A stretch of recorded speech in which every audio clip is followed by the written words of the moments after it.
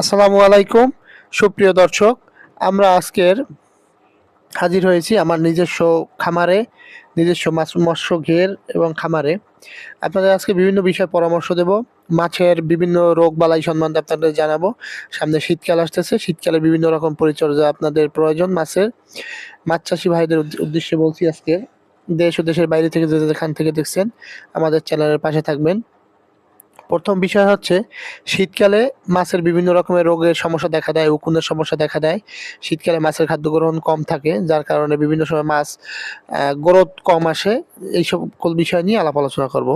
শীতকালে সর্বপ্রথম শীত আসার আগেই ঘেরে চুন এবং লবণ প্রয়োগ করতে হবে আমাদের। সেটা সকল খামারিরাই আমরা জানি, সকল মৎস্য চাষিরাই আমরা জানি।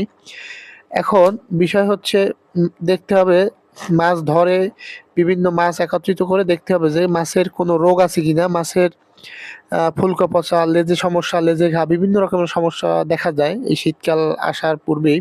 যেহেতু আমাদের অক্টোবর সেপ্টেম্বর মাস চলতেছে, অক্টোবরের শেষ দিকে শীত শুরু।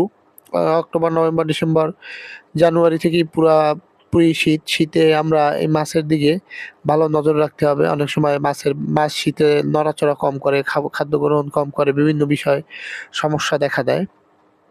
আপনারা এই সকল বিষয়ে ভালোভাবে খেয়াল রাখবেন। মাছের বিভিন্ন রোগ হলে সাথে সাথে চিকিৎসকের পরামর্শ গ্রহণ করবেন এবং আমাদের ফোন নাম্বার দেয়া থাকবে। আপনাদের যদি কোনো সমস্যা থাকে সে বিষয়ে আমাদের সাথে আলাপ আলোচনা করবেন।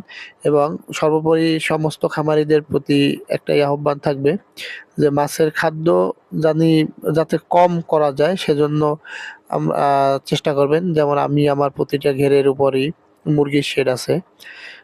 শেড থেকে মুরগির বৃষ্ঠা দিয়ে আমরা মাছ উৎপাদন করে থাকি। বেশিরভাগ 80% খাবার আমরা শেড থেকেই পাই। 20% খাবার হয়তোবা আমরা বাহির থেকে প্রয়োগ করার চেষ্টা করি। যাতে মাছের যখন মুরগি না থাকে তখন মাছের খাবার দেওয়ার চেষ্টা করি, যাতে মাছের কোনো প্রকার খাদ্যে ঘাটতি না হয়, সেদিকে খেয়াল রাখার চেষ্টা করি।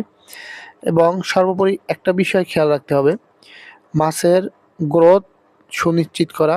দেশে মাছের পোনা দেশের সোনা। একটা জিনিস মনে রাখতে হবে, সঠিকভাবে মাছের পোনা নির্ধারণ করতে হবে। দেখতে হবে যে মাছের গায়ে কোনো রোগ আছে কিনা, মাছের পোনার আকার আকৃতি কীরকম, একটা ছোট একটা বড় সেই রকমের না হয় সেদিকেও খেয়াল রাখতে হবে। মৎস্য চাষের বিষয়ে আগে আমাদের প্রতি 2 মাস 3 মাস পর পরে শীত আসার সময় চুন এবং লবণ অবশ্যই প্রয়োগ করতে হবে, যাতে মাছের ফুলকা পচা এবং লেজে ঘা থেকে আমরা রক্ষা পেতে পারি। এবং যদি আপনাদের ঘেরে অথবা মৎস্য পুকুরে যদি কখনো দেখা যায় যে লেজে ঘা হয়ে গেছে, তখন আর চুন প্রয়োগ করা যাবে না।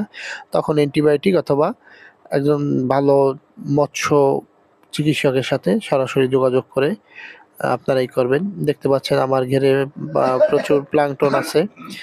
মাছের খাদ্যে কোনো ঘাটতি নেই। দেখবেন যে মাছের পানি সবুজ, গাঢ় সবুজ থাকা, যদিও আমার এটা একটু কমেও গেছে।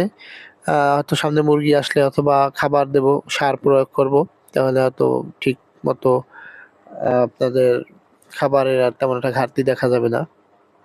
সম্মানিত খামারি বন্ধুগণ, আপনাদের সাফল্য আমাদের সাফল্য। আমরা একজন খামারি, প্রতিটা খামারির আশা যাতে মাছের গ্রোথ, মুরগির গ্রোথ যাতে ভালো হয় সেদিকে লক্ষ্য রেখে আমরা সবসময় কাজ করে যাচ্ছি।